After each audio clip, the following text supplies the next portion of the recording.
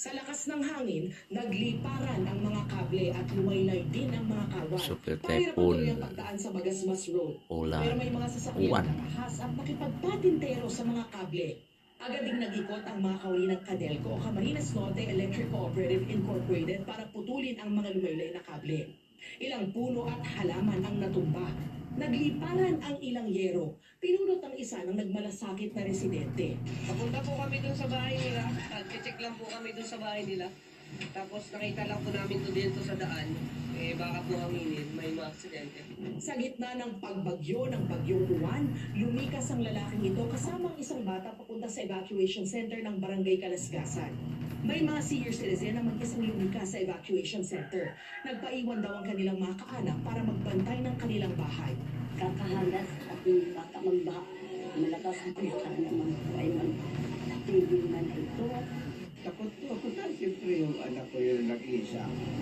Pero sabi niya sa akin, kaya ko naman pa. Kahapon nag-force evacuation tayo at may ilang pa din pong pilit na hindi lumikas. Yung mga yung po pinapasundo na po natin sa mga barangay.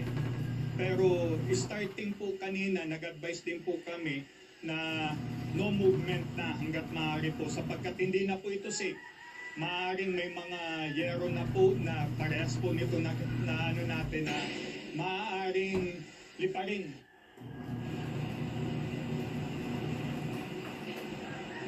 Ivan, wala pang naitatalang casualty o nawawala rito pero ayon mismo sa PDRRMO ay posibleng maraming iba't ibang klase ng reports ang hindi pa nakakarating sa kanila dahil nga bagsak ang cell signal dito.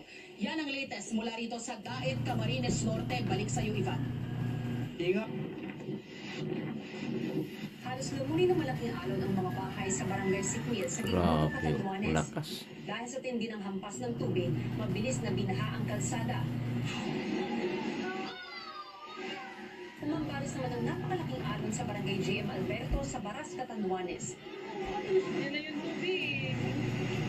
Kita kung paano mabilis na pinasok ng tubig ang mga bahay sa naturang barangay. Halos mag-zero visibility habang binabayo ng malakas na hangin at ulan ang barangay Ibong Sapa sa bayan ng Virac. Sa tindi ng hangin, kita kung paano pumagaspas ang punong yan. Umaga pa lang ramdam ang epekto ng bagyo sa lalawigan. Parang dagat na Dahil sa hagupit ng bagyo, umapaw na sa kalsada ang tubig mula dagat. Ayon sa PDRMO, kritikal ang sitwasyon sa ilang coastal barangay. Nasira na rin daw ang seawall sa lugar. Nagmistulan na ring dagat ang mga kalsada. Tila sumasayaw rin ang mga puno sa PNP Provincial Headquarters. Rinig din ang pagsipol ng hangin. Sa Barangay San Vicente, Sa Barangay San Virac, Vicente, Catanduanes. umalingaw ang abisong paglikas ng mga residente. Dahil sa hagupit ng bagyo, nagpatupad ang forced evacuation ng iba't ibang munisipyo sa Catanduanes, lalo na ang mga nasa high-risk area. Ligtas namang nailikas ng Philippine Coast Guard ang 5 stranded na individual sa Barangay Gogon. Sa ngayon, naka-alerto ang mga deployable response groups ng Coast Guard District Bicol para sa mga mangangailangan ng tulong.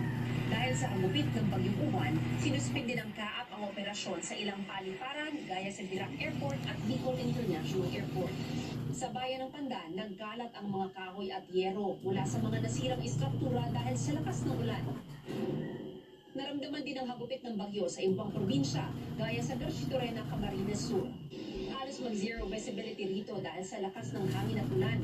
Nagngangalit ng mga alon ang humampas sa dalampasigan. Sa bayan ng Karamuan, inabot ng tubig mula sa dagat ang mga kabahayan. Pinatumba na rin ang ilang puno sa lugar. Halos maubos naman ang mga sanga at dahon ng mga puno sa Daet,